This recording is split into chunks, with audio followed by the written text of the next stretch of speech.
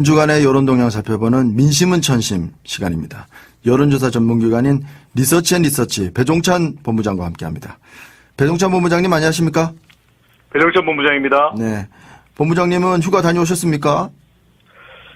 네, 아직 휴가를 다녀오지는 못했는데 네. 곧 갈 예정으로 있습니다. 네, 가긴 가시겠죠? 네, 너무 덥고 더운 여름이고요. 네. 또 수재로 또 물난리를 겪은 우리 수재민들 상당히 또 안타깝고 온정의 손길이 가야 되는데 네. 그럼에도 불구하고 또 국가 경제 또 더위 때문에라도 휴가는 뭐 늦더라도 갈 예정으로 있습니다. 네. 꼭 다녀오시기 바라고요. 지난 한 주 우리 국민들의 가장 진한 인상 남긴 것이 또 그 기업인과의 또 대화, 거기 이제 문 대통령이요. 호프 맥주도 마시고 또 거기에 이제 오뚜기도 이렇게 좋은 기업이다 해서 초청받아서 이제 같이 간담회를 했는데 이런 대기업과의 대화 이후에 좀 대통령 지지율이 올랐습니까? 네, 호프타임 효과, 네. 칵테일 타임 효과가 작동을 했는데요. 네. 이 소통과 관련된 모든 이벤트는 문재인 대통령의 지지율의 긍정 효과로 연결되고 있습니다. 네. 지난 정부가 소통이 너무 없었다라고 하는 점도 이 기저현상으로 비교가 되면서 대통령의 지지율 더욱 상승했는데요. 한국갤럽이 자체조사로 지난달 25일부터 27일까지 실시하고 28일 발표한 조사, 전국 1,008명, 휴대전화 RDD 조사, 표본오차 95% 신뢰 수준 플러스 마이너스 3.1%포인트, 성연령 지역 가중치가 적용되었고요. 응답률 19%. 자세한 사항은 중앙선거 여론조사 심의위원회 홈페이지에서 확인 가능합니다. 문 대통령이 대통령으로서의 직무를 잘 수행하고 있는지 잘못 수행하고 있는지 물어봤는데요. 이 긍정평가가 80%에 육박했습니다. 77%로 나타났고요. 이 직전 조사보다는 3%포인트의 긍정평가가 상승했습니다. 네. 부정평가는 13%로 직전 조사보다 3%포인트 하락했는데요. 이 북한 미사일, ICBM 발사 문제, 세금 인상, 증세 등의 이슈가 있기는 했지만 네. 대통령 소통에 높은 점수가 주어지면서 지지율은 상승했습니다. 네. 지역별 연령별로는 어떻습니까? 대통령 지지율에도 약간의 변화는 있습니다. 종전에는 80%대의 대통령 지지율이었다면 70%대로 변화가 있었는데요. 네. 그런 만큼 지역별 연령별로 온도차도 나타나고 있습니다. 이 문재인 대통령 지지율이 가장 높은 지역은 호남 지역이었습니다. 네. 93%였고요. 이 가장 낮은 곳인 대구 경북과는 25%포인트나 차이가 있었습니다. 네. 연령별로는 20대에서 지지율이 가장 높았는데요. 91%나 됐습니다. 네. 60대 이상 응답자와는 20대가 30%포인트 이상 더 많은 네. 큰 차이가 있었고요. 네. 이 김영삼 전 대통령이 역대 대통령과 비교하더라도 문재인 대통령의 지지율은 가장 높았습니다. 네. 오대산 등반하면서 시민들과 셀카를 찍는 이런 파격 행보도 문재인 대통령의 지지율에 또 한몫했을 텐데 네. 얼마나 이 지지율을 오래 가져갈지가 이 개혁 과제를 해결하는데 관건이 될 것으로 보여집니다. 네. 취임 초에 이제 80% 지지율, 지금 이제 70%에서 중후반으로 이제 안착이 됐는데, 사실 앞으로 만약에 70%가 좀 깨진다, 무너진다 이러면은 어떻습니까? 그래도 이전 정부보다는 높은 지지율이긴 하지만 좀 여론의 변화를 좀 민감하게 받아들여야 될 시점, 그것이 어떻습니까? 70%가 좀 왔다 갔다 하는 그런 시점일까요? 그렇지는 않습니다. 대통령의 지지율을 분석할 때는 대체적으로 이 시각의 차이는 있겠지만 네. 55%가 넘으면 대통령의 지지율을 높다라고 평가하고 있고 네. 또 대통령의 지지율이 25% 이하로 내려오게 되면 레임덕의 징조가 있다고 하기 때문에 네. 70%대의 문재인 대통령의 지지율 높아도 높은 고공행진으로 보여집니다. 그렇군요. 지난주에도 지적을 해주셨지만 원전 문제, 증세 문제, 이런 이제 후폭풍이 좀 기다리고 있다, 이런 얘기도 해주셨는데, 대통령 국정 수행에 대한 어떤 불만도 없지 않아 좀 있죠? 그런 부분에 있어서? 네, 대통령 지지율 긍정평가는 앞서도 소개해드렸던 대로 대통령 이 기업가의 대화 그리고 오대산 등반하면서 시민들과 다정하게 셀카를 찍는 소위 소통 행보에 있습니다. 네. 이 가장 이 지지율에서 긍정평가는 높은 이유로 꼽히고 있고 그 다음으로는 대통령이 일자리 창출 그리고 비정규직의 정규직화에 노력하고 있다는 모습인데요. 네. 그럼에도 불구하고 부정평가하는 이유로는 인사 문제가 아닌 이 중요한 과제들이 동시다발적으로 등장하기 시작했습니다. 네. 독단적, 좀 일방적인 모습이 아니냐. 그리고 원자력 발전 정책이 논란이 되고 있다. 또 세금 인상이 우려된다는 것도 이 부정평가 이유로 등장하고 있습니다. 네.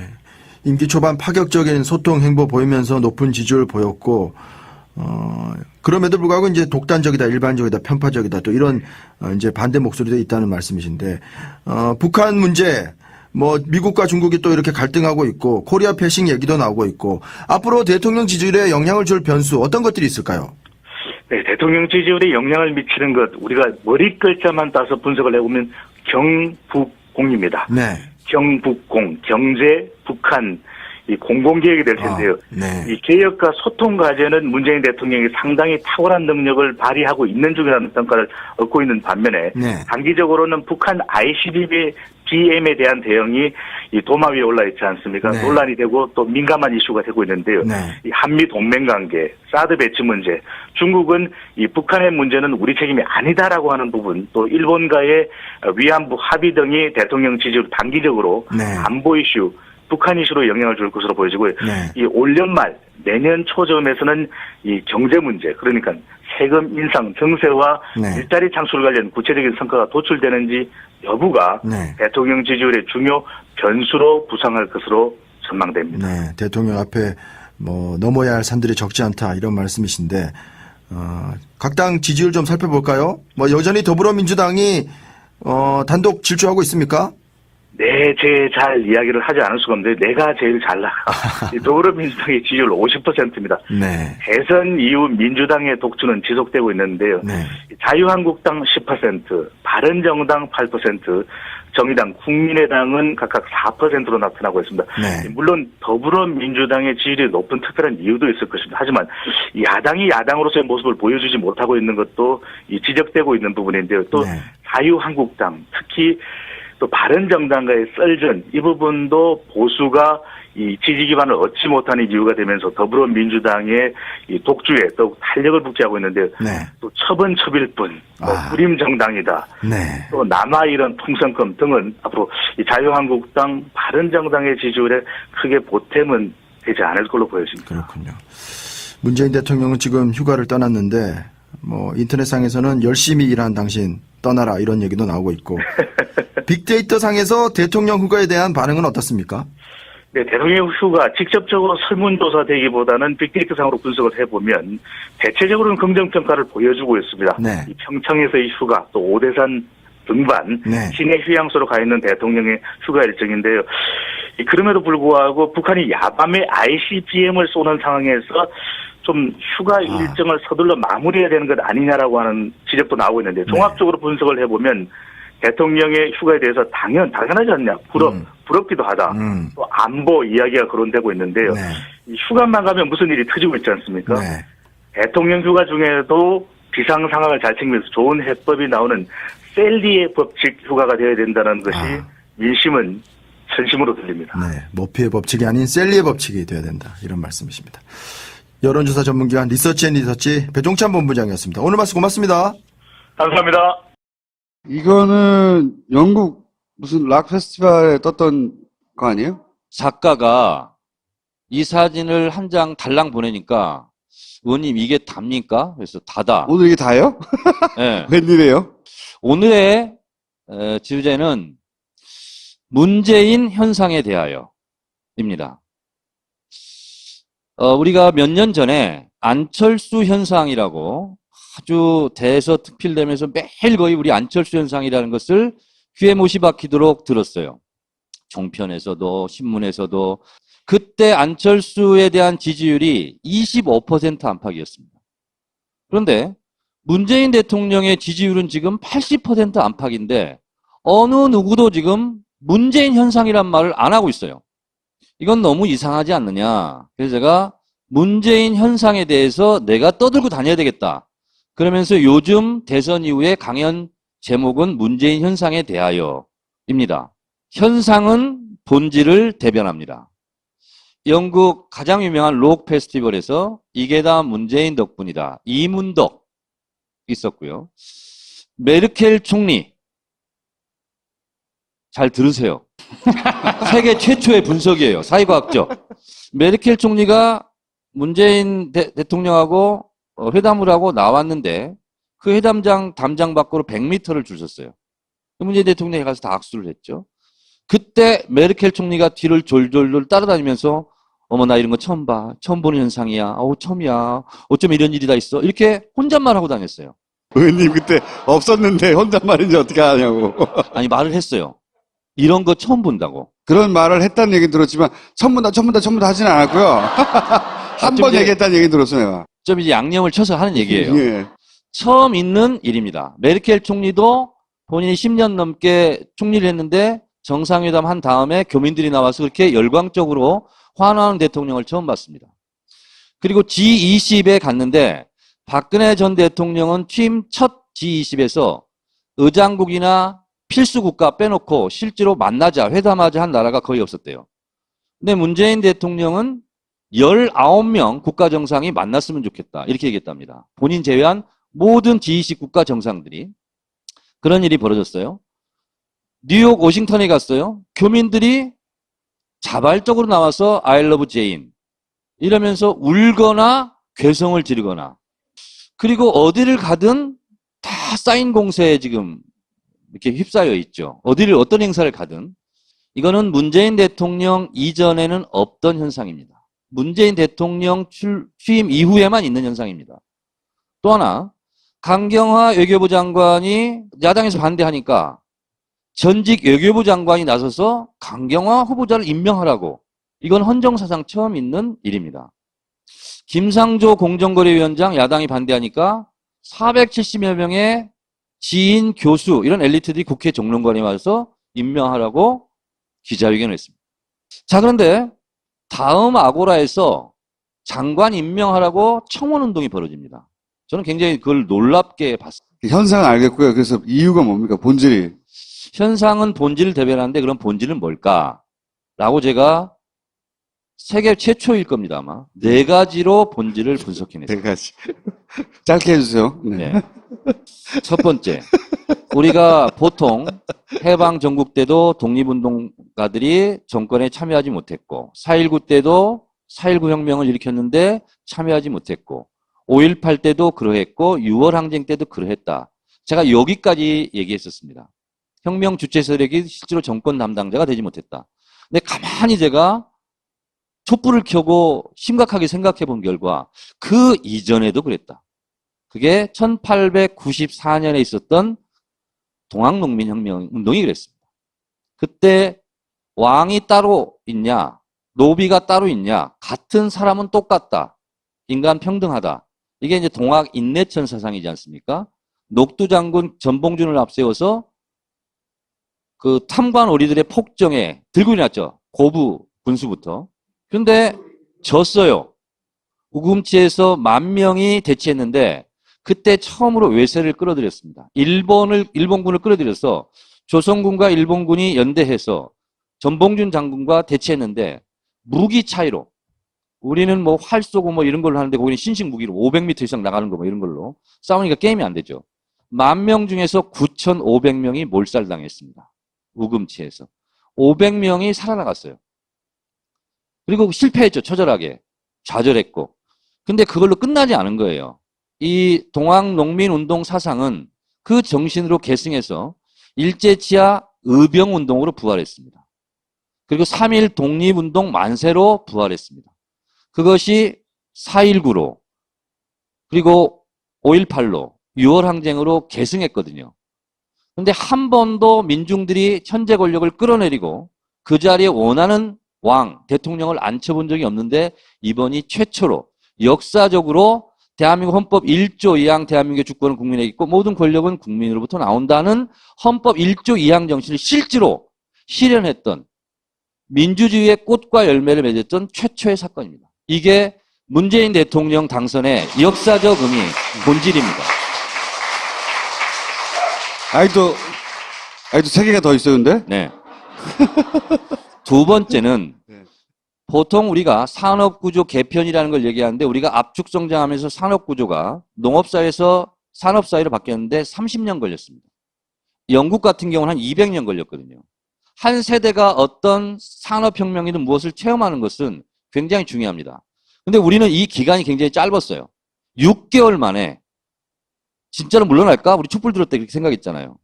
그런데 실제로 물러났어요. 그리고 문재인이 대통령 됐으면 되는데 실제로 될까? 제보 조작 사건을 뚫고 됐어요. 자신감이 생겼습니다. 자부심이 생겼습니다. 이것이 6개월 동안 우리 국민들이 경험한 겁니다. 이것은 매우 강고한 연대를 형성할 수밖에 없어요. 그것이 현상으로 나타난다. 이게 두 번째 본질입니다. 세 번째 본질은 다시는 이명박근혜 같은 그런 부끄러운 대통령을 가질 수 없다. 이런 다짐과 결의, 이것이 문재인 정부를 반드시 성공시켜야 되겠다는 그런 열망으로 나타납니다. 이게 문재인 현상을 지지하는 세 번째 본질적 요소다. 마지막은 문재인 대통령의 당선은 노무현 대통령 핏값으로 쌓아올린 금자탑입니다. 2009년 노무현 대통령 서거 이후에 너무나 많은 사람들이 울었고 너무나 많은 사람들이 분노했고 그리고 너무 많은 사람들이 직접 행동으로 추모 물결에 동참했고 이 아주 깊고도 넓은 그런 한이 있어요. 그것을 이번에 푸는 겁니다. 제가 마포 을에 분향소를 설치해놓고 실제로 저하고 부둥켜 안고 6일 동안 하루는 봉하마을 내려갔으니까 6일 동안 저를 붙잡고 울었던 사람이 8,000명이 넘습니다. 방명록에 기록된 사람만. 저는 저희 어머니 아버지 돌아가실 때도 3일 울었거든요. 근데 저는 첫날 봉화에 가서 너무 많이 울어가지고 못 울 줄 알았어요. 눈물도 마르고. 그런데 와서 붙잡고 우는 거예요. 그분은 처음으로 분향소에 와서 저한테 슬픔을 표현하는 거예요. 상주한테. 그럼 제가 같이 안 울 수가 없잖아요. 안 울려고 해도 울어야 돼요. 제가 8,000번을 울었어요. 6일 동안. 너무 힘들더라고요. 우는 게. 그러니까 이게 246개, 7개 이 지역구에서요. 마포가 좀 많았다 치더라도 5,000명으로 치더라도 인원은 너무너무 많은 거예요. 그래서 노무현 대통령처럼 다시는 문재인 대통령을 잃고 싶지 않다. 노무현 대통령을 지켜주지 못했는데 다시는 그렇게 허망하게 잃고 싶지 않다. 이런 마음이 기저에 너무 깔려 있는 거예요. 사람들이 이것을 알든 모르든 표현하든 표현하지 않든 이런 게 너무 강하게 있는 겁니다. 그래서 문재인 대통령은 굉장히 지지도가 깊을 뿐만 아니라 강고합니다. 그런데 노무현 대통령 때와 다른 점은 두 가지예요. 그런 아픈 경험을 했다는 거. 그래서 국민이 새롭게 깨어나고 달라졌다는 게 하나 있고 그때는 노무현 대통령 때는 파파이스가 없었습니다. 지금은 SNS와 팟캐스트를 통해서 국회의원보다 기자보다 더 지식과 정보량이 많아지기 시작했고 그 많아진 지식량이 광범위하게 퍼져 있고 그리고 순식간에 이것이 전파되고 공유되면서 상징적인 의미로 문자 행동으로 나타납니다. 다시는 바보처럼 우리가 비판자가 아니라 이제 나도 자랑스럽게 어용 시민이 될래. 문재인 대통령은 노무현 대통령처럼 우리가 감시자 비판자기보다는 내가 그냥 차라리 어용 시민이 될래. 이것이 너무나 자랑스러운 거예요. 그리고 떳떳하고. 그래서 특히 해외에 사는 교민들은 이명박근혜 대통령 때는 한국 사람이라는 것이 좀 부끄럽고 내세우지 못했는데 지금은 떳떳하게 저런 깃발을 들고 런던 항공판에 가는 겁니다. 왜? 나는 너무 자랑스러운 대한민국 국민이거든요. 이것이 문재인 현상으로 나타나고 있고 이러한 SNS와 팟캐스트, 문재인 대통령에 대한 강고한 지지 그룹이 저는 대략 500만 명 정도 된다고 봅니다. 이 500만 대구는 앞으로 두고 보세요. 조중동 종편이 절대 깨지 못합니다. 이런 현상을 최초로 발견한 사람이 저고, 이제 파파이스를 통해서 1500만 명이 알게 될 건데, 이러한 새로운 문화 현상을 모르는 대표적인 집단이 두 군데가 있습니다. 하나는 야당, 하나는 미안하지만 언론입니다. 언론은 몰라요. 알아도 외면합니다. 그래서 문화 저변 현상이 벌어지는 것이 아니라 문화 지체 현상이 곳곳에서 벌어지고 있는데, 가장 심각한 곳이 저는 보수 언론 그리고 야당, 이 두 집단이다, 이렇게 저는 생각을 합니다. 앞으로 우리가 문재인 정부가 성공하지 못하면 우리에게 어떤 시련이 또 닥칠지 몰라요. 그리고 제일 중요한 거, 문재인을 공격하면 왜 많은 사람들이 반발하는가? 그것은 내가 만든 대통령이다. 문재인과 나는 심리적 일체감을 형성하고 있는 겁니다. 문재인이 공격받으면 내가 공격받았다고 생각해요. 이런 심리적 일체감 때문에 그 문재인 대통령에 대한 지지는 지금처럼 80%가 좀 떨어질 수는 있으나, 제가 봤을 때는 40% 밑으로 떨어지기는 어렵지 않을까. 지난번엔 60이라고 하셨잖아요. 그거는 잘 나갈 때고 최악의 경우 평균 40-50%는 저는 형성할 거라고 보는데, 의원님이 그런 얘기를 하면 송수가 할 얘기가 없잖아요. 제가 다 했던 얘기예요, 다. 이렇게 논문처럼 얘기한 적은 없잖아. 문재인 현상을 일으키는 하나의 나비가 되어 주십시오. 감사합니다. 한 주간의 여론동향 살펴보는 민심은 천심 시간입니다. 여론조사 전문기관인 리서치앤리서치 배종찬 본부장과 함께합니다. 배종찬 본부장님 안녕하십니까? 배종찬 본부장입니다. 네, 본부장님은 휴가 다녀오셨습니까? 네, 아직 휴가를 다녀오지는 못했는데 네. 곧 갈 예정으로 있습니다. 네, 가긴 가시겠죠? 네, 너무 덥고 더운 여름이고요. 네. 또 수재로 또 물난리를 겪은 우리 수재민들 상당히 또 안타깝고 온정의 손길이 가야 되는데, 네. 그럼에도 불구하고 또 국가 경제 또 더위 때문에라도 휴가는 뭐 늦더라도 갈 예정으로 있습니다. 네. 꼭 다녀오시기 바라고요. 지난 한 주 뭐 우리 국민들의 가장 지난 인상 남긴 것이 또 그 기업인과의 또 대화, 거기 이제 문 대통령이요. 뭐 호프 맥주도 마시고 또 거기에 이제 오뚜기도 뭐 이렇게 좋은 기업이다 해서 초청받아서 이제 같이 간담회를 했는데, 이런 대기업과의 대화 이후에 좀 대통령 지지율이 올랐습니까? 네, 호프타임 효과, 네. 칵테일 타임 효과가 작동을 했는데요. 네. 이 소통과 관련된 모든 이벤트는 문재인 대통령의 지지율의 긍정 효과로 연결되고 있습니다. 네. 지난 정부가 소통이 너무 없었다라고 하는 점도 이 기저 현상으로 비교가 되면서 대에서 지지율이 가장 높았는데요. 91%나 됐습니다. 네. 60대 이상 응답자와는 20대가 30%포인트 이상 더 많은 네. 큰 차이가 있었고요. 네. 이 김영삼 전 대통령이 역대 대통령과 비교하더라도 문재인 대통령의 지지율은 가장 높았습니다. 네. 오대산 등반하면서 시민들과 셀카를 찍는 이런 파격 행보도 문재인 대통령의 지지율에 또 한몫했을 텐데, 네. 얼마나 이 지지율을 오래 가져갈지가 이 개혁 과제를 해결하는데 관건이 될 것으로 보여집니다. 네. 취임 초에 이제 80% 지지율, 지금 이제 70%에서 중후반으로 이제 뭐 안착이 됐는데, 사실 앞으로 만약에 70%가 좀 깨진다, 무너진다 이러면은 어떻습니까? 뭐 그래도 이전 정부보다는 높은 지지율이긴 하지만 좀 여론의 변화를 좀 민감하게 받아들여야 될 시점, 그것이 어떻습니까? 70%가 좀 왔다 갔다 하는 그런 시점일까요? 그렇지는 않습니다. 대통령의 지지율을 분석할 때는 대체적으로 이 시각의 차이는 있겠지만 네. 55%가 넘으면 대통령의 지지율을 높다라고 평가를 하고 있고, 네. 또 대통령의 지지율이 25% 이하로 내려오게 되면은 레임덕의 징조가 있다고 하기 때문에 네. 70%대의 문재인 대통령의 지지율 높아도 높은 고공행진으로 보여집니다. 그렇군요.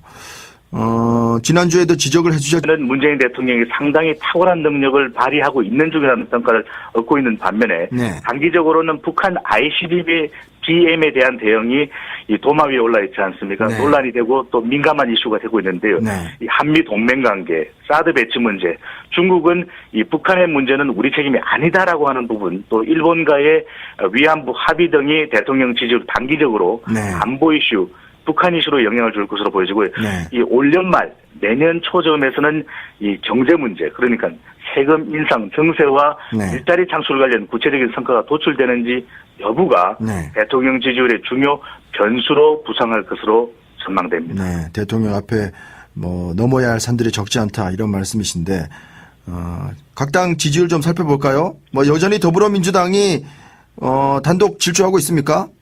네, 잘 이야기를 하지 않을 수가 없는데 내가 제일 잘 나가. 이 더불어민주당의 지지율 50%입니다. 네, 대선 이후 민주당의 독주는 지속되고 있는데요. 네, 자유한국당 10%, 바른정당 8%, 정의당, 국민의당은 각각 4%로 나타나고 있습니다. 네. 물론 더불어민주당의 지지율이 높은 특별한 이유도 있을 것입니다. 하지만 야당이 야당으로서의 모습을 보여주지 못하고 있는 것도 지적되고 있는 부분인데요. 또 네. 자유한국당, 특히 또 바른정당과의 썰전, 이 부분도 보수가 이 지지기반 대통령의 지지율 더욱 상승했는데요. 한국갤럽이 자체조사로 지난달 25일부터 27일까지 실시하고 28일 발표한 조사, 전국 1,008명, 휴대전화 RDD 조사, 표본오차 95% 신뢰 수준 플러스 마이너스 3.1%포인트, 성연령 지역 가중치가 적용되었고요. 응답률 19%, 자세한 사항은 중앙선거여론조사 심의위원회 홈페이지에서 확인 가능합니다. 문 대통령이 대통령으로서의 직무를 잘 수행하고 있는지, 잘못 수행하고 있는지 물어봤는데요. 이 긍정평가가 80%에 육박했습니다. 77%로 나타났고요. 이 직전 조사보다는 3%포인트의 긍정평가가 상승했습니다. 네, 부정평가는 13%로 직전 조사보다 3%포인트 하락했는데요. 이 북한 미사일, ICBM 발사 문제, 세금 인상, 증세 등의 이슈가 있기는 했지만 네. 대통령 소통에 높은 점수가 주어지면서 지지율은 상승했습니다. 네. 지역별 연령별로는 어떻습니까? 대통령 지지율에도 약간의 변화는 있습니다. 종전에는 80%대의 대통령 지지율이었다면 70%대로 변화가 있었는데요. 네. 그런 만큼 지역별 연령별로 온도차도 나타나고 있습니다. 이 문재인 대통령 지지율이 가장 높은 지역은 호남 지역이었습니다. 네. 93%였고요. 이 가장 낮은 곳인 대구 경북과는 25%포인트나 차이가 있었습니다. 네. 이 연령별로는 20대 하지만 원전 문제, 뭐 증세 문제 이런 이제 후폭풍이 좀 기다리고 있다 이런 얘기도 해주셨는데 대통령 국정 수행에 대한 어떤 불만도 없지 않아 좀 있죠 그런 부분에 있어서. 네, 대통령 지지율 긍정평가는 앞서도 소개해드렸던 대로 대통령 이 기업가의 대화 그리고 오대산 등반하면서 시민들과 다정하게 셀카를 찍는 소통 행보에 있습니다. 네. 이 가장 지지율에서 긍정평가는 높은 이유로 꼽히고 있고 그 다음으로는 대통령이 일자리 창출 그리고 비정규직의 정규직화에 노력하고 있다는 모습인데요. 네. 그럼에도 불구하고 부정평가하는 이유로는 인사 문제가 아닌 이 중요한 과제들이 동시다발적으로 등장하기 시작했습니다. 네. 독단적, 좀 일방적인 모습이 아니냐. 그리고 원자력 발전 정책이 논란이 되고 있다. 또 세금 인상이 우려된다는 것도 이 부정평가 이유로 등장하고 있습니다. 네. 임기 초반 파격적인 소통 행보 보이면서 높은 지지율을 보였고, 그럼에도 불구하고 이제 독단적이다, 일반적이다, 편파적이다, 또 이런 이제 반대 목소리도 있다는 말씀이신데, 북한 문제, 뭐 미국과 중국이 또 이렇게 갈등하고 있고 코리아 패싱 얘기도 나오고 있고 앞으로 대통령 지지율에 영향을 줄 변수 어떤 것들이 있을까요? 네, 대통령 지지율에 영향을 미치는 것 우리가 머리 글자만 따서 분석을 해보면 경북공입니다. 네. 경북공, 경제, 북한 이 공공개혁이 될 텐데요. 네. 이 개혁과 소통 과제